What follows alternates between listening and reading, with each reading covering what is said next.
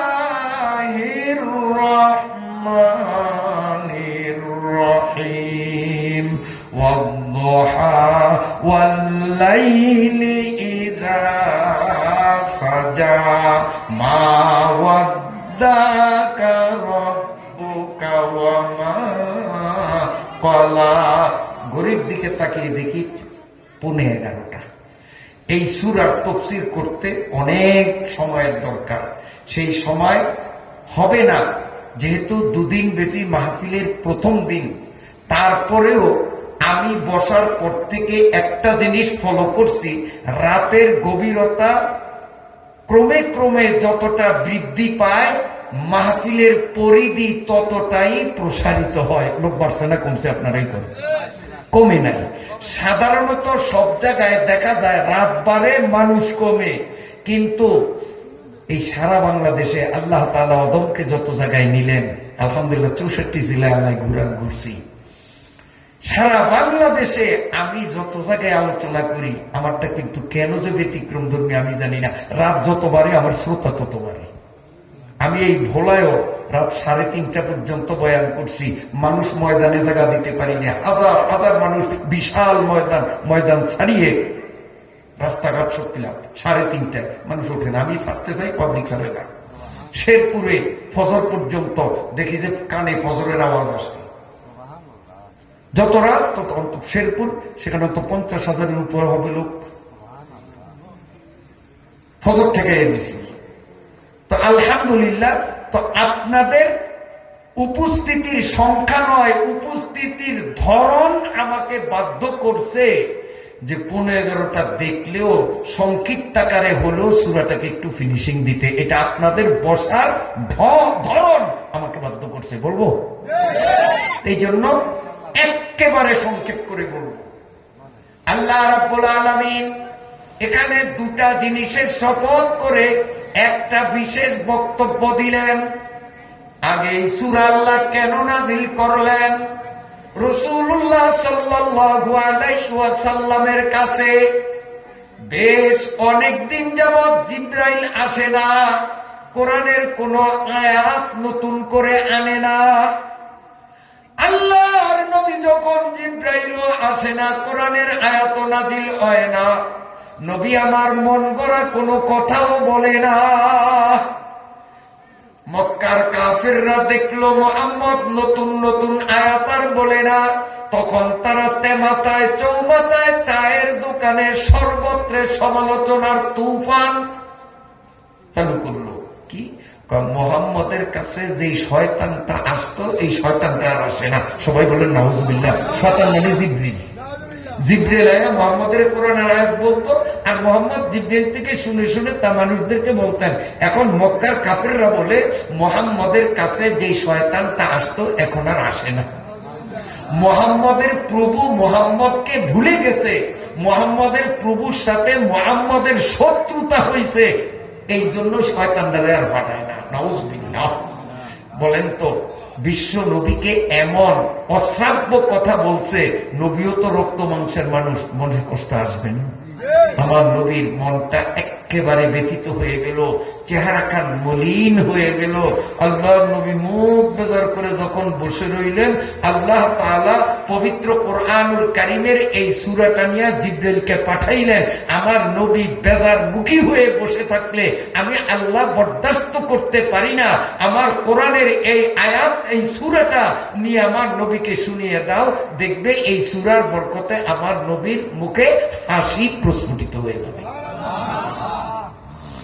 আল্লাহ রাসূলের সৃষ্ট বেদনা লাঘবের নিমিত্তে আল্লাহ রাব্বুল আলামিন রাসূলকে সান্ত্বনা বাণী শ্রবণ করাবার জন্য এই সূরাটি নাযিল করেছেন। ওয়াদ-দুহা ওয়াল-লাইলি ইযা সাজা। আল্লাহ কসম করেন দোহার নামে, আল্লাহ কসম করেন লাইলের নামে। দোহার অনেকগুলো অর্থ। এক অর্থ দোহা অর্থ দিন, লাইল অর্থ রাত। তাহলে আয়াতের অর্থ হবে দিনের শপথ, রাতের শপথ। আমি দুইটা জিনিসের শপথ করে ঘোষণা করলাম, মা ওয়াদ্দাকা রব্বুকা ওয়া মা ক্বালা। আমি রাত এবং দিনের শপথ করে ঘোষণা দিলাম, ও নবী মুহাম্মদ, তোমার প্রভু তোমাকে ছেড়ে দেননি, তোমার প্রভু তোমার সাথে শত্রুতাও পোষণ করেননি। তুমি হলে তোমার প্রভুর একান্ত ঘনিষ্ঠ তরঙ্গ বন্ধু, তিনি তোমাকে ভুলেননি, তার সাথে তোমার কোনো শত্রুতাও হয়নি। সুবহানাল্লাহ। আবার দোহার আরেক অর্থ হলো রূপক অর্থে দোহা অর্থ মানুষের সুদর্শন চেহারা।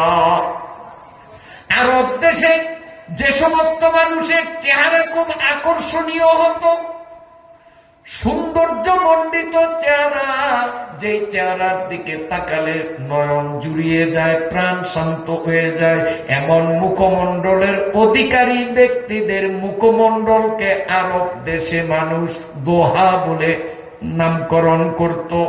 আমার নবী আল্লাহর রাসূল মুহাম্মদুর রাসূলুল্লাহ সাল্লাল্লাহু আলাইহি ওয়াসাল্লামের চেহারাটা এত সুন্দর ছিল, এমন সৌন্দর্যমণ্ডিত চেহারার মানুষ আল্লাহ পৃথিবীতে আর সৃষ্টি করে না।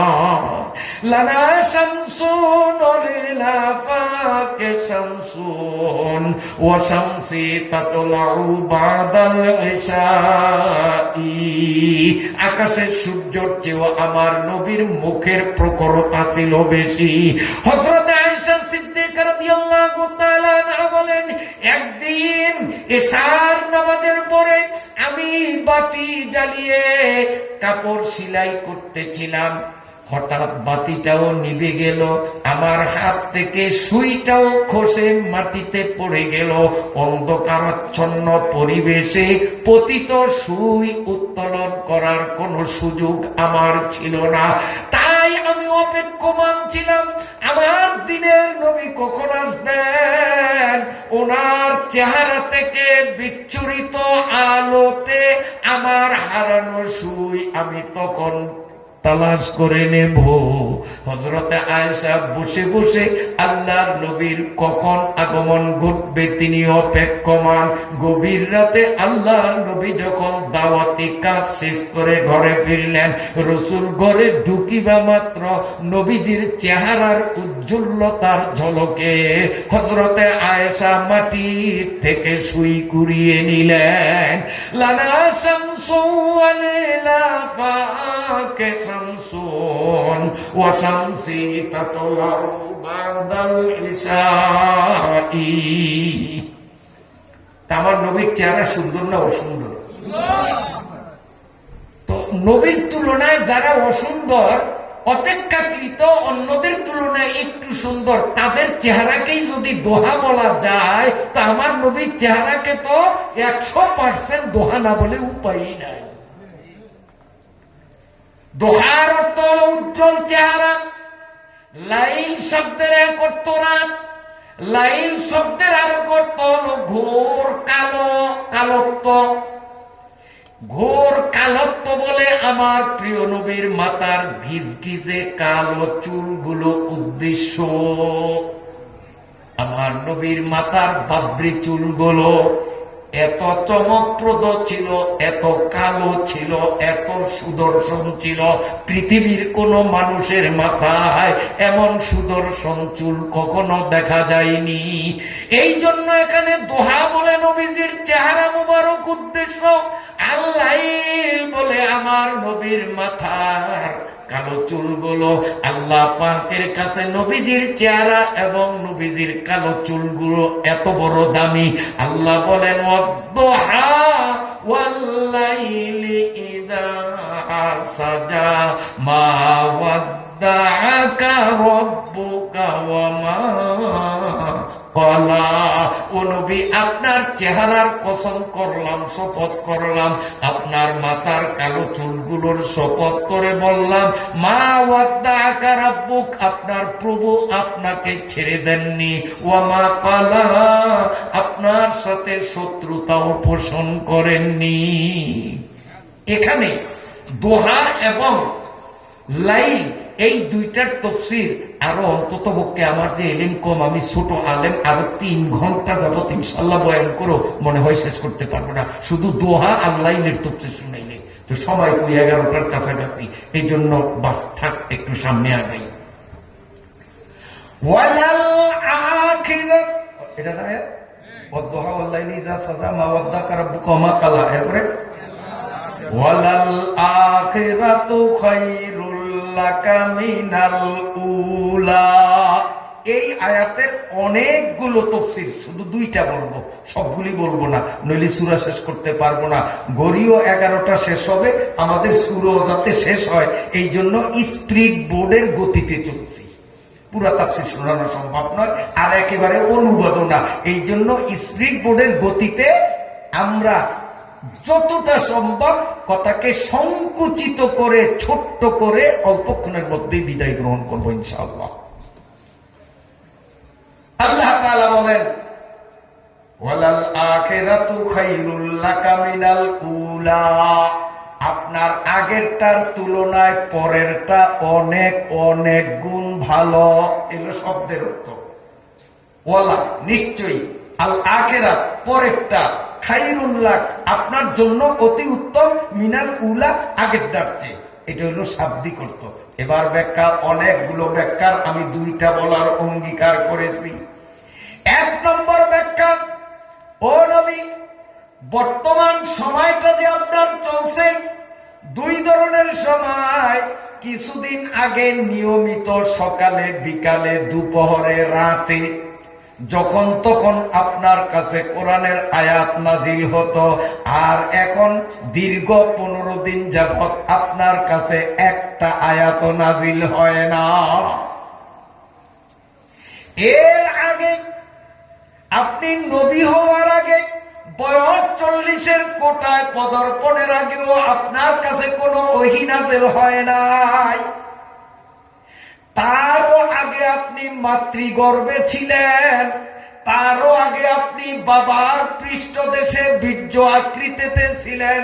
এর পিছনে আরো আছে, অত পিছে যাওয়ার সময় নাই। এখান থেকে মাঝপথ থেকে ধরি আল্লাহ বুঝাইতেছেন ওয়ালাল আখিরাতু খায়রুল লাকা মিনাল উলা। আপনি বাবা আব্দুল্লাহর পিঠে ছিলেন, এটা আগে। তারপরে হলো মায়ের পেটের মধ্যে। আপনি বাবা আব্দুল্লাহর পেটে থাকতে আপনার মর্যাদা যতখানি ছিল, ওখান থেকে মা আমেনার পেটে গেলে 1,00,000 গুণ মর্যাদা আপনার উন্নীত হয়েছে। এখন বাবার পিঠে থাকতে রসুলের কি কি মর্যাদা ছিল, ওখান থেকে স্থানান্তরিত হয়ে মাতৃগর্ভে স্থান গ্রহণ করলে তার মর্যাদা কেমনে বহুগুণ বৃদ্ধি হলো তার ব্যাখ্যা দেওয়ার সময় নাই। মোটামুটি সংক্ষেপে এটুক বুঝে নেই যে আগের তুলনায় পরেরটা ভালো। ওয়ালাল আখিরাতু খায়রুল লাকা মিনাল উলা, তাহলে উলা হলো আব্দুল্লাহর পিঠে আর আখিরাত হলো মায়ের পেটে। ওয়ালাল আখিরাতু খায়রুল লাকা মিনাল উলা, আব্দুল্লাহর পিঠে থাকার চেয়ে আমেনার পেটের অবস্থা বহু গুণে ভালো। আবার আমেনার পেটে নির্ধারিত মেয়াদ পার করার পরে যখন বস্তু জগতের মধ্যে আপনি শুভাগমন করলেন, তাহলে মায়ের পেটটা হলো উলা, আর বস্তু জগতে আপনার শুভাগমন হলো আখিরাত। আল্লাহ রাব্বুল আলামিন বলেন, মায়ের পেটে থাকতে আমি আল্লাহর কাছে আপনার যে পরিমাণ মর্যাদা ছিল, মা আমেনার পেট থেকে যখন পৃথিবীতে শুভাগমন করলেন, তখন থেকে আপনার মর্যাদা আগের তুলনায় কোটি গুণ বেড়েছে। কেমনে বেড়েছে তার ব্যাখ্যা এখন হবে না, শুধু সুচির মতো বলতেছি। আমার বাইরে বাবাজিরা কেমনে বলবো কোন একদিনের মাহফিল, তাও যদি মাহফিল একদিন বক্তা যদি হয় 1 ডজন, তো সেখানে সবার ক্ষেত্রে কোনটা রাইখা কোনটা বলবো, কোনটা কি করব, তখন বক্তারাও বেদিস হয়ে যায়। না না আমি পারবো, আমরা পারবেন না। আরে না, কালকে শেষ পর্যন্ত দোকানদারের দোকান করবে না, যে মাথা ঘুরায়, অফিসালায় ফোন করবে যে স্যার আমি অসুস্থ, আসবো না। আমি পারবো, আমার অভ্যাস আছে ইনশাআল্লাহ। আল্লাহ তাআলার শুকরিয়া, বাস্তব কথা, কোন মতে দিনে হোক অথবা রাতে হোক একটা ঘন্টা যদি কোনো মতে ঘুমাইতে পারি, অন্তত 12-14 দিন আমি 24 ঘন্টায় 1 সেকেন্ড না ঘুমাইয়া একটানা থাকতে পারি, আমার কোনো অসুবিধা হয় না।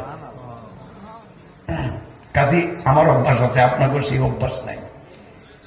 আমার ভাইরা বাবাদিরা ভালো করে শুনেন, আমি শুধু সূচির মতো সূরাটারে শেষ করব, ব্যাখ্যা দেওয়ার টাইম আমার ঘড়িতে নাই।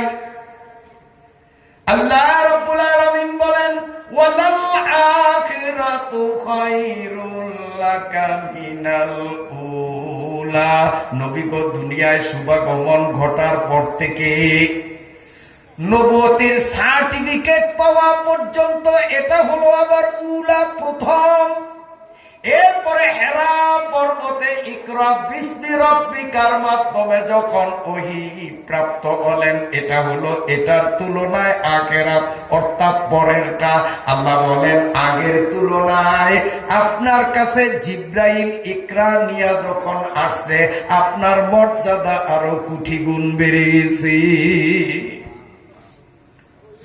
আমার ভাইরা বাবাজিরা, আল্লাহ রাব্বুল আলামিন বলেন, ও নবী, এই ইকরা বিসমি রাব্বিকা যেদিন নাজিল হলো, সেদিন থেকে নিয়ে গেল 15 দিন আগ মুহূর্ত পর্যন্ত, দিনে রাতে সকালে বিকালে এভাবে আপনার কাছে অনবরত ওহী কোরআনের আয়াত সূরা আসতো। আর আজকে 15 দিন জিব্রাইল আপনার কাছে আসে না, তাহলে যতদিন ওহী আসতো সেটা হলো উলা, আগের। আর 15 দিন ওহী আসে না, এটা হলো আখিরাত, পরের। ওয়ালাল আখিরাতু খায়রুল লাকা মিনাল উলা। ও নবী, পরের আগেরটার তুলনায় পরেরটা আপনার জন্য ভালো। অর্থাৎ এই যে 40-এর কোটায় বস গেলে আপনার কাছে যতদিন কোরআন নাজিল হয়েছে, এটা আপনার জন্য শুভ, ভালো, কল্যাণময়ী। কিন্তু এই যে 15 দিন পর্যন্ত ওহী বন্ধ, এতে আপনার দাম কমেনি, বরং আগেরটার তুলনায় পরেরটা আপনার জন্য ভালো। এই 15 দিনে আপনার মর্যাদা আরো কোটি গুণ বেড়ে গেছে। কেমনে বেড়ে গেছে তার ব্যাখ্যা হবে না। আমার ভাইরা বাবাজিরা, আমি ওয়াদা করেছি সূচির মতো হলেও সংক্ষিপ্ত আকারে 2টি ব্যাখ্যা বলবো। অনেক ব্যাখ্যা আছে আয়াতের, কোরআন শরীফের একটা আয়াতের ব্যাখ্যা কিয়ামত পর্যন্ত করেও শেষ করা যাবে না। আল্লাহর শুকরিয়া, ও আম্মা বিনি'মাতি রাব্বিকা ফাহাদ্দিস দিয়া সূরা শেষ করব, সেই আলোকে বলি আল্লাহর শুকরিয়া। আত্মগরিমা না, আল্লাহ তাআলা এই কদমকে 2 কলম লেখাপড়া করার সুযোগ করছেন। 258টা তাফসীর পড়িয়া ওখানে যা পাইছি, এইগুলাকে মোটামুটি একটু গোছালো ভাবে আমি মুসলিম জাতির সামনে পরিবেশন করি। আমি কোনো মুফাসসির না, মুফাসসির মানে তাফসীর কারক। আমি তাফসীর কারক না, আমি তাফসীর বর্ণনাকারী। ওই 258টা তাফসীর পড়িয়া যা পাইছি, ওই আরবি ভাষায়, ফার্সি ভাষায়, উর্দু ভাষায়, বাংলা ভাষায় লেখা, ওগুলাকে সমন্বয় করিয়া আমি মোটামুটি সহজ বুদ্ধ পন্থায় জাতির সামনে পরিবেশন করি মাত্র। আমি একজন পরিবেশক, আমি মুফাসসির নই। বন্ধুরা আমার, এখন আপনারা হিসাব করেন, আমার যে বিদ্যা কম, বেশি না মাত্র 258টা তাফসীর পড়ার সৌভাগ্য হয়েছে। এই 258টা তাফসীরে যা পেয়েছি, আমি যদি প্রতিটা কিতাব থেকে একটা একটা বাক্য বলি, তাতেই তো হজর হবে। কেউ তো এত তাফসীর শোনার টাইম দেখবি, এই জন্য অনেক কথাই এড়িয়ে গেলাম। আসেন সামনে চলি। কেউ কেউ বলেন এখানে উলার দ্বারা উদ্দেশ্য হলো দুনিয়া, আর আখিরাতের দ্বারা উদ্দেশ্য হলো মৃত্যুর পরবর্তী জগৎ। তো আপনার জন্য দুনিয়ার জীবনের তুলনায় আখিরাতের জীবন অনেক ভালো। দুনিয়ায় কাফের বেঈমানরা, ইসলামের দুশমনরা আপনার সাথে বেয়াদবি গুস্তাখি করছে, কিন্তু পরকালে ওদের পায়ের তলে মাটি থাকবে না। সেদিন সর্বময় সম্মানের অধিকারী থাকবেন আপনি। এইরকম এই ওয়ালাল আখিরাতু খায়রুল লাকা উলার অনেক তাফসীর আল্লাহ তাআলা পড়াইছেন, পড়ার সুযোগ দিচ্ছেন। আমি শুধু সেখান থেকে 2টা তাফসীর, তাও অতি সংক্ষিপ্ত আকারে শুনাইলাম। আসার সামনের আয়াতে যাই। ওয়ালা সাউফা ইউতিকা রাব্বুকা ফাতারদা। 11টা তো বাজে গেছে। 11টা আমি আগেই তো ঘোষণা দিছি যে 11টায় শেষ করব, কিন্তু গড়িয়ে তো শেষ করছে, আমি তো শেষ করতে পারি না। কি করব? কষ্ট হবে আপনাদের। কালকে আবার মাহফিল চলবে না। সংক্ষেপ একদম কেমনে সংক্ষেপ করতাম, খালি সুসি টানতে আসি, ব্যাখ্যা তো না, আলোচনা তো না। আসুন, ওয়ালা সাউফা ইউতিকা রাব্বুকা ফাতারদা। আল্লাহ বলেন, ও নবী, ও নবী, ওয়ালা নিশ্চয়ই, সাউফা অনতি বিলম্বে, ইউতিকা আপনাকে প্রদান করবেন, রব্বুকা আপনার প্রভু, ফাতারদা আপনার প্রভুর অনুদান প্রাপ্তিতে আপনি মহা খুশিতে আনন্দিতে উৎফুল্ল হয়ে যাবেন। এলো শাব্দিক অর্থ। এর ব্যাখ্যা ঘন্টার পর ঘন্টা সময় লাগে। আল্লাহ রাব্বুল আলামিন এই আয়াতে নবীজিকে কি বুঝাইলেন? বহুবিধ ব্যাখ্যা সমূহ থেকে সংক্ষিপ্ত আকারে আমি 2টি ব্যাখ্যাই বলবো। 1 নম্বর ব্যাখ্যা, ওয়ালা সাউফা ইউতিকা রাব্বুকা ফাতারদা। ও নবী, আপনি তো এখন ঠিক মতো খেতে পারেন না, চুলায় বিড়াল ঘুমায়, আপনার পেটে পাথর বাঁধতে হয়, আপনি এমন কষ্টে দিন যাপন করেন, যার কারণে কাফের বেঈমানরা আপনাকে নিয়ে উপহাস করে, লকডাউন করে, তিরস্কার করে, তাচ্ছিল্য করে। ও নবী, আপনি একটু ধৈর্য ধারণ করুন, আমি অঙ্গীকার করলাম, ওয়ালা সাউফা ইউতিকা রাব্বুকা, অনতি বিলম্বে আপনার প্রভু আপনাকে এত কিছু দিবেন, ফাতারদা আপনি খুশি হয়ে যাবেন। কাফেররা তখন মুখ বেজার করে ফেলবে। এই আয়াতে আল্লাহ বুঝাইছেন, ও নবী, আপনি জীবিত থাকতে থাকতে কাফেরদের অনেক রাষ্ট্র আপনি জয় করবেন। কাফেররা মুসলমানদের মাইর খেয়ে দেশ ত্যাগ করবে, মুসলমানরা দেশকে জয় করবে, কোটি কোটি টাকার সম্পদ ফেলে ওরা জান নিয়ে পালাবে। এই কোটি কোটি টাকার সম্পদ রাসূল আপনার হাতে আসবে, ওগুলো সরকারি সম্পদ হিসাবে আপনি ব্যয় করবেন। ওয়ালা সাউফা ইউতিক, আপনি একটু ধৈর্য ধরেন। যেই কাফেররা আপনাকে সম্বলহীন হিসাবে তুচ্ছ জ্ঞান করে, ওয়ালা সাউফা ইউতিক, ওই কাফেরদের সম্পদ আমি আল্লাহ আপনার হাতে কৌশলে পৌঁছাইয়া দিব। ফাতারদা তখন আপনার খুশির পতাকা উড়বে, আর বেঈমান গুলো তখন মুখ মলিন হয়ে যাবে।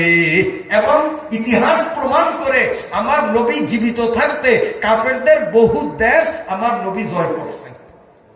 মক্কা জয় করে না, মক্কা তো কাফেরদের হাতে ছিল, আবু জেহেল পার্টির হাতে ছিল, কিন্তু মুহাম্মদুর রাসূলুল্লাহ সাল্লাল্লাহু আলাইহি ওয়াসাল্লাম জয় করছেন কি করেন নাই? বহু অঞ্চল জয় করছেন। তো কোরআনে যা বলছেন আল্লাহ সত্যই বলছেন। This is the holy Quran, no doubt it in. আমার আল্লাহ কোরআনের মধ্যে মিথ্যা তো থাকবে দূরের কথা, মিথ্যার লেশ কত নাই। ওয়ালা সাউফা ইউতিক, আল্লাহ বলছেন আমি সম্পদ দেব, দিয়েছেন। এইলো এক ব্যাখ্যা। আরেক ব্যাখ্যা, ওয়ালা সাউফা ইউতিকা রাব্বুকা ফাতারদা। ও নবী, আপনি অপেক্ষা করুন, নিশ্চয়ই অতি সন্নিকটে এমন একটা সময় আসবে যেদিন আপনার প্রভু আপনাকে এমন জিনিস দিবেন যেটিতে আপনি খুব খুশি হবেন। এর অর্থ হলো, এ নবী, দুনিয়ার জীবনটা ক্ষণিকের জন্য, এই জীবনের অবসানান্তে আখিরাতের জীবনের সূচনা যখন ঘটবে, হাসরের ময়দানে যখন উঠবেন, আল্লাহ রাব্বুল আলামিন সুপারিশ করার একচ্ছত্র অধিকারী আপনাকে বানাইয়া দিবেন। ওয়ালা সাউফা ইউতিকা রাব্বুক, আপনার প্রভু আপনাকে দিবেন মানে সুপারিশ করার সক্ষমতা দিবেন। সেদিন আল্লাহর সামনে কেউ মুখ খোলার ক্ষমতা থাকবে না, কেবল আল্লাহ রাব্বুল আলামিন বিশেষভাবে আপনাকে সুপারিশের ক্ষমতা দিবেন। এক এক করে আপনি আপনার উম্মত গুলোর ব্যাপারে আমি আল্লাহর কাছে সুপারিশ করবেন, সঙ্গে সঙ্গে আমি আল্লাহ আপনার উম্মত গুলোরে মাফ করে দিব। আপনার প্রতিটা উম্মত যখন ক্ষমা প্রাপ্তি লাভ করবে ফাতারুদা, তখন আপনি অবশ্যই সন্তুষ্টি প্রকাশ করবেন। আরো অনেক অর্থ আছে, শুধু দুইটা ব্যাখ্যা বললাম কারণ সূরা শেষ করি। এরপরে কিনা আল্লাম ইয়াজিদিকা ইয়াতীমান ফাআওয়া, এখান থেকে আল্লাহ তাআলা নবীকে তার দেওয়া কিছু উপকারের খোটা দিতেছেন। খোটা খোটা খোটা বুঝেন না? তোরা আমি কাল চা খাওয়াই না মানুষের সামনে, তোর মায়া বিয়ে দিতে পারতি যদি সেদিন 50,000 টাকা আমি তোরে না দিতাম। এইটার একটা খোটা। খোটা দেওয়া, মানুষ মানুষকে খোটা দেওয়া হারাম হারাম হারাম হারাম।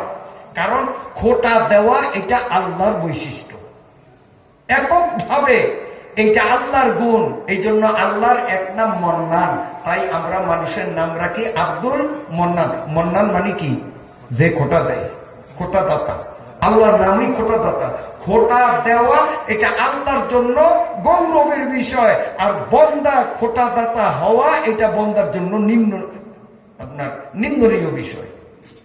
কাজে খোটা আমরা দিতে পারবো না। এখন এই খোটা কেমন, কত প্রকার, কি কি, কোন খোটায় কি সাজা, এগুলোর বিশ্লেষণ তো আমার আরেক দিনের মাহফিল।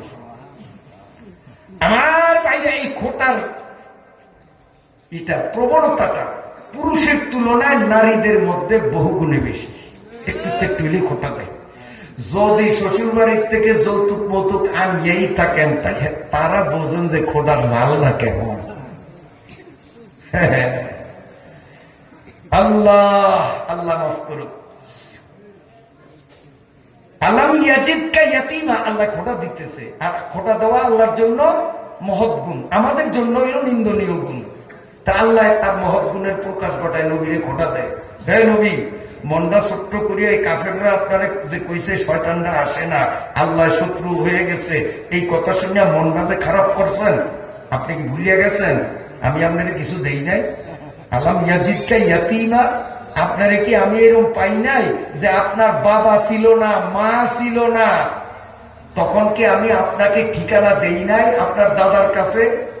দাদা আপনারে ভালাইয়া দিছে, দাদা এত যত্ন কেন করছে? মা বাবার চেয়ে বেশি যত্ন দাদাই করলো। দাদা চলে গেছেন, আপনার চাচা আপনাকে তার চেয়েও বেশি মূল্যায়ন করছেন। এত ওনারা করেন নাই, সাবিকাটি তো আমার পিছন থেকে গুতাইছে আমি, বুঝেন না? আল্লাহকে আলাম ইয়াজিদকা ইয়াতীমান ফাআওয়া, এখানে এতিমের সাথে কেমন আচরণ করতে হবে এবং এতিমের বদদুয়ায়, হ্যাঁ, যে এতিমের সাথে অসৎ আচরণ করে তার পরিণতি কত ভয়াবহ হবে, এই মর্মে তাফসীরের কিতাবের মধ্যে প্রিয় নবী সাল্লাল্লাহু আলাইহি ওয়াসাল্লামের বহু সংখ্যক হাদিসের উদ্ধৃতি পাওয়া যায়। গড়ি আমারে দিল না, দোষ আমারও না, আপনাদেরও না। আপনাদেরও শোনার ইচ্ছা, আমারও কিন্তু বলার ইচ্ছা, কিন্তু সব দোষ এই শালার। এই শালা একটু স্লোগতিতে হাঁটলে আরো কিছু কথা দিতে পারতাম, ও অনেক দূর গেছে গিয়া। দোষ ওর, বাড়িতে গিয়া ধরবেন। তো প্রত্যেক দিনের মতো আশ্বাস কা আজকে একটা আস্তে আস্তে আসলে কি নিত। আল্লাহ আসেন, আলাম ইয়াজিদকা ইয়াতীমান ফাআওয়া, এরপরে কিনা ওয়াজাদাকা আইলান ফাআগনা, হ্যাঁ, ওয়াজাদাকা দাল্লান ফাহাদা। ওর আরেকটা খোটা দেয়, এই নবী ভুলে গেছেন? ওয়াজাদাকা দাল্লান, আপনারে বিপদগামী, পথ হারা আমি পাই নাই। ফাহাদা, আমি আল্লাহ আপনারে সুপথ দেই নাই। এইগুলো শব্দের অর্থ। এরও অনেকগুলো ব্যাখ্যার থেকে শুধু সংক্ষিপ্ত আকারে সূচির মতো দুইটা ব্যাখ্যা।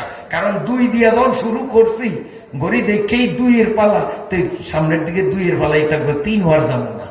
এই দুইয়ে দুই তো কদ্দুর যায় কইতাম পারি না, আয়াত এখনো কম না সামনে।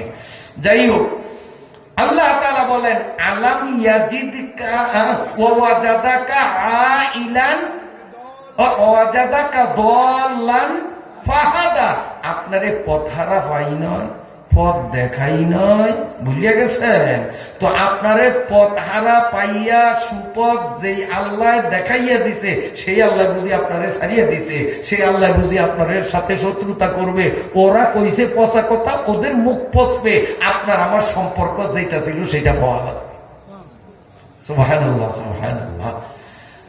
এখন 1 নম্বর ব্যাখ্যা, রাসূলুল্লাহ সাল্লাল্লাহু আলাইহি ওয়াসাল্লাম হযরত খাদিজার গোলাম মাইসারার এবং চাচা আবু তালেবের সাথে বিশাল এক বণিক কাফেলাদের সাথে সঙ্গ দিয়ে আমার নবী কোন এক বিশেষ জায়গায় সফররত ছিলেন।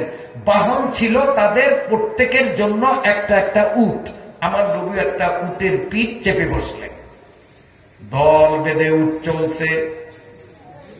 3 রাস্তার মোড়ে যখন উটটা গেল, পাপিষ্ট বদমাইশ ইবলিস আসিয়া রাসূলুল্লাহ সাল্লাল্লাহু আলাইহি ওয়াসাল্লামের উটের রশিটা ধরিয়া ওটাকে টান দিয়া কাফেলা গেল এই রোডে। ইবলিস শয়তান নবীর উটটাকে রশিতে টান দিয়া এই রাস্তায় ঢুকে গেছে, কদ্দুর নিয়া ছেড়িয়ে দিছে। এখন রসুলের চেতনা আসছে, কিরে আমি কই, আমার লোকজন কই, কাফেলা কই, কেউ নদী দেখি না, কারণ কাফেলা তো ওদিক গেছে গিয়া, আর নবী এদিকে উল্টো পথে। এখন তো এই বিশাল মরুভূমি সাগর, আমি কই যাই, কই থাকি? রসুল তখন কিং কর্তব্য বিমূঢ়। আল্লাহ বলেন, আপনাকে আমি ওয়াজাদাকা দোয়াল্লাম, এই পথ হারা মরুভূমির মধ্যে বেদিশায় অবস্থায় আপনারে পাই নয়, ভুলে গেছে?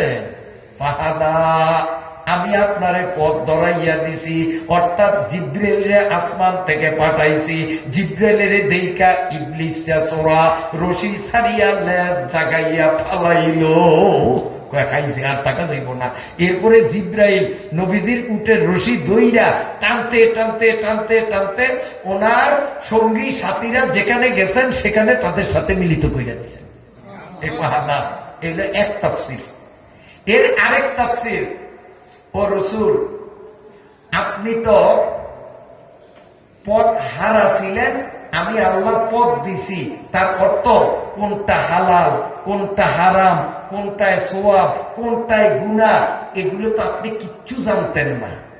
আমি আল্লাহ এক এক করিয়া ফাহাদা, এক এক করিয়া আমি রাস্তা ধরে দিছি, এটা করলে এই সওয়াব, এটা করলে এই গুনাহ, এটা করলে আমার সান্নিধ্য হবে, এটা করলে দুজকে যাইতে হবে। ফাহাদা, আপনি কিচ্ছু জানতেন না, আর আপনাকে আমি জানাইয়া দিছি।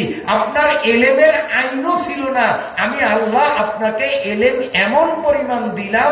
নবীজি বলেন, উতিতু ইলমাল আউয়ালিনা ওয়াল আখিরিন, আদম নবী থেকে নিয়া কিয়ামত পর্যন্ত পৃথিবীতে যত জ্ঞানী গুণী বিদ্বান পণ্ডিত বিজ্ঞানী জন্ম নিবে, সকলের জ্ঞান প্রজ্ঞা মেধা যদি একত্রিত করা হয়, কিয়ামত পর্যন্ত আগত বিজ্ঞানীদের সায়েন্স বিজ্ঞান বিষয়ক জ্ঞান, এগুলোকে সব যদি একত্রিত করা হয়, যেই পরিমাণ জ্ঞান হবে, আমার নবীকে আল্লাহ একা তার চেয়ে বেশি জ্ঞান দিয়েছে। এই আধুনিক সায়েন্স বিজ্ঞান যে সমস্ত জিনিস উদ্ভাবন করছে, এগুলির এলেমও, এগুলির বিদ্যা আমার নবীর ছিল। এই মোবাইল যে বানাইছে, এই যে কম্পিউটার বানাইছে, এগুলো নবী জানত। বলবেন তার প্রমাণ একটু না দিলে হয় না। ব্যাখ্যা দেওয়ার ইচ্ছা ছিল না, কিন্তু আমি সেই গেছে তেমনি একটু দিন জিনিসটা বুঝবেন। নচেত অনেকে মনে করে এটি হুজুর গো গাজা করি গপ্প। হুজুরের আমলে কি কম্পিউটার ছিল? আধুনিক বিজ্ঞানের কোন থিওরি আবিষ্কার হয়েছে? উনি আবার এই জ্ঞান বিজ্ঞান জানবে কোথায়?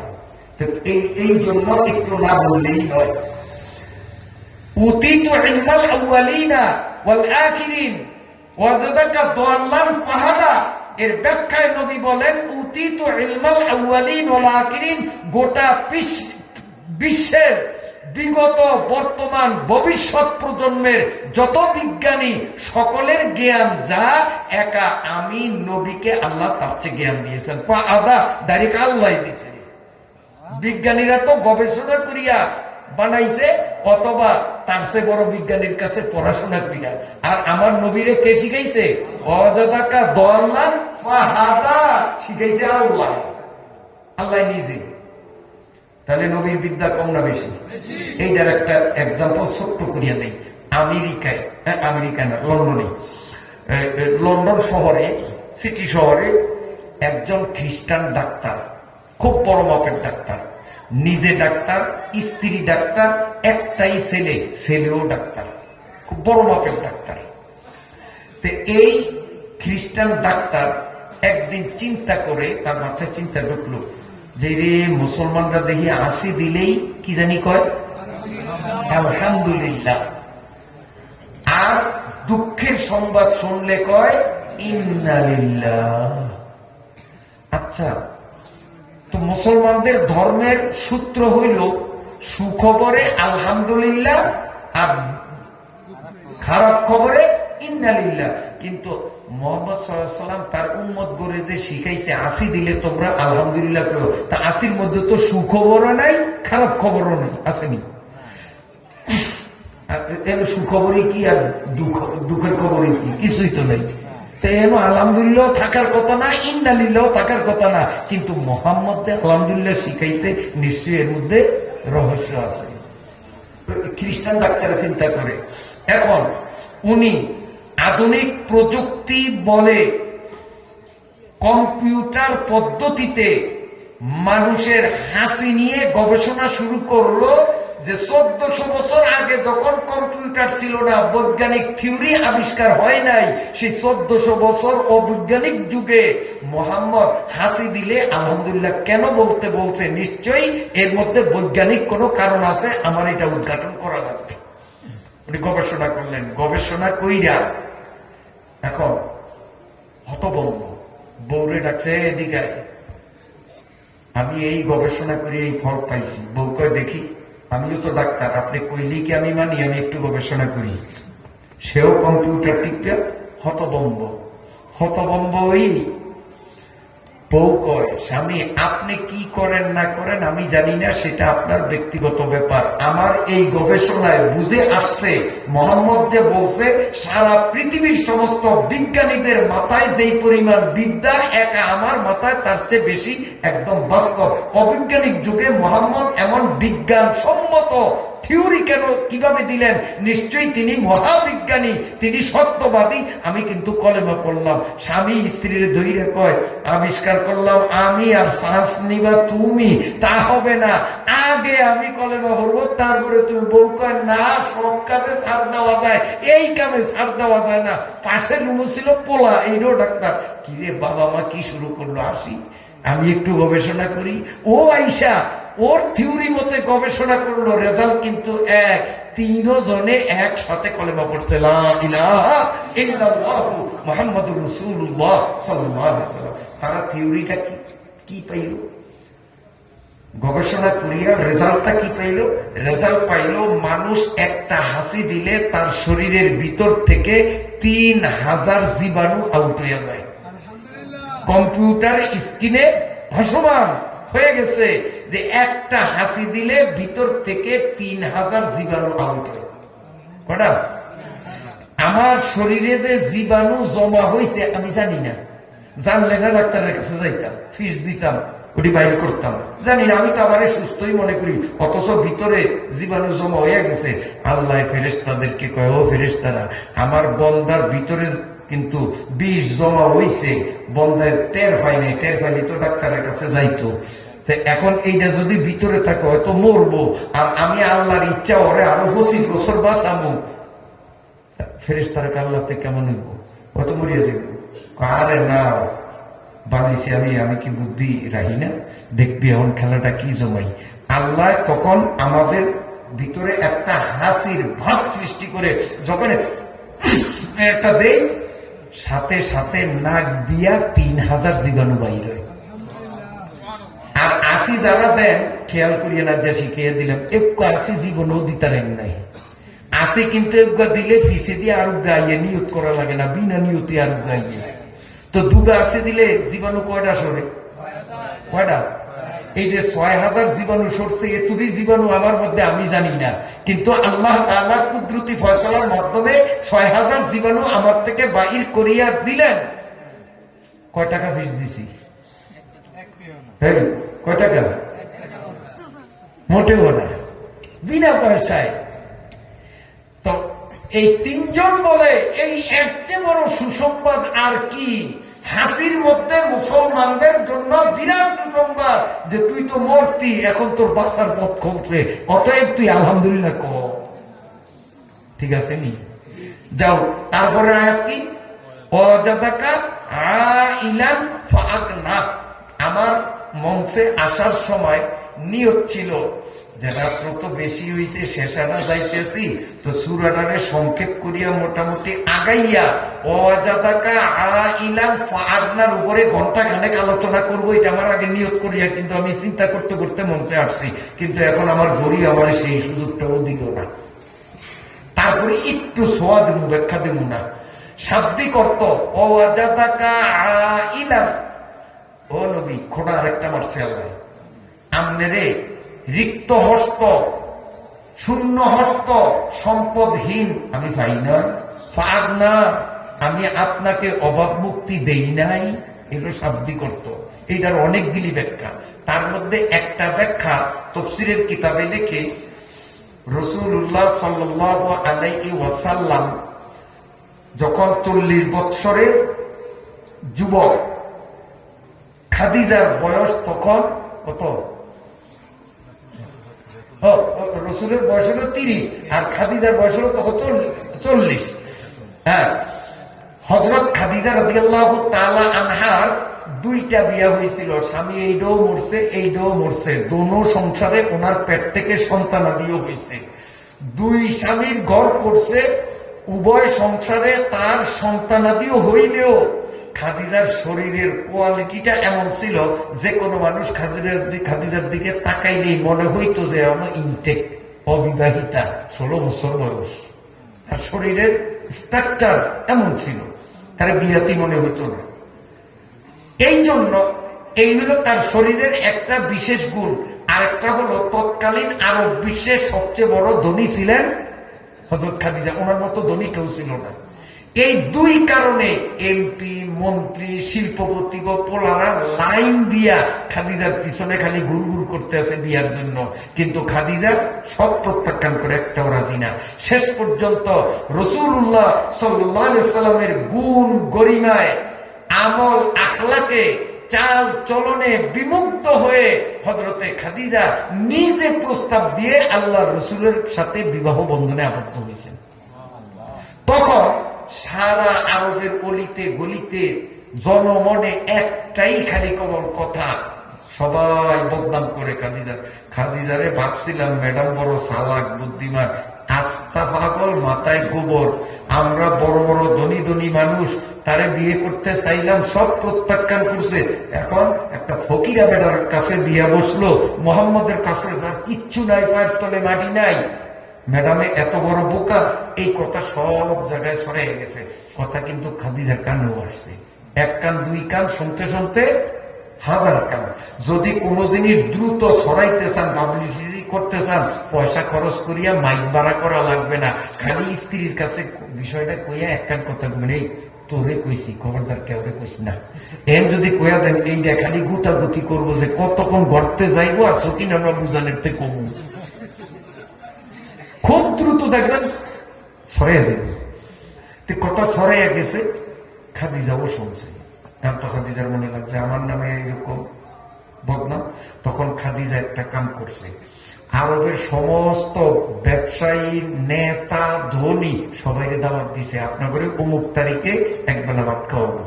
সবাই খাদিজার বাড়িতে আইছে, উন্নত মানের রকমারি খাবারও প্রস্তুত হয়ে গেছে।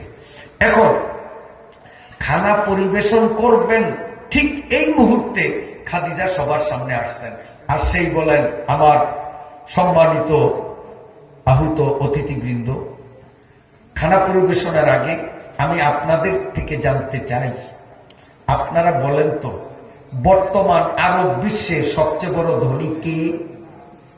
কথা শেষ কিন্তু। বর্তমান আরব বিশ্বে সবচেয়ে বড় ধনী কে?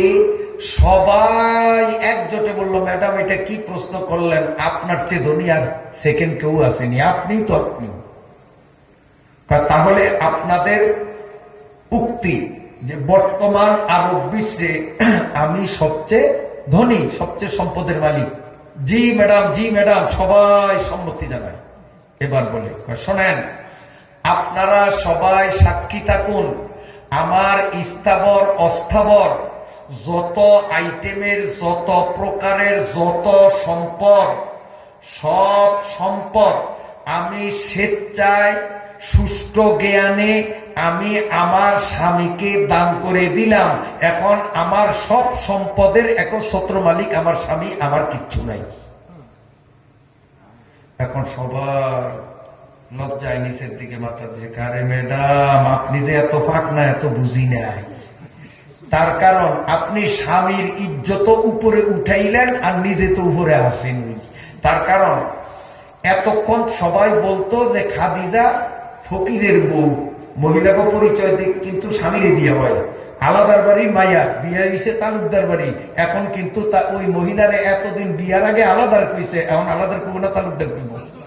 তো এতদিন আরবের মানুষ খাদিজারে কইছে ফকিরের বউ, কিন্তু এখন খাদিজায় সব সম্পদ যখন স্বামীরে দিছে, এখন স্বামী কি ফকির?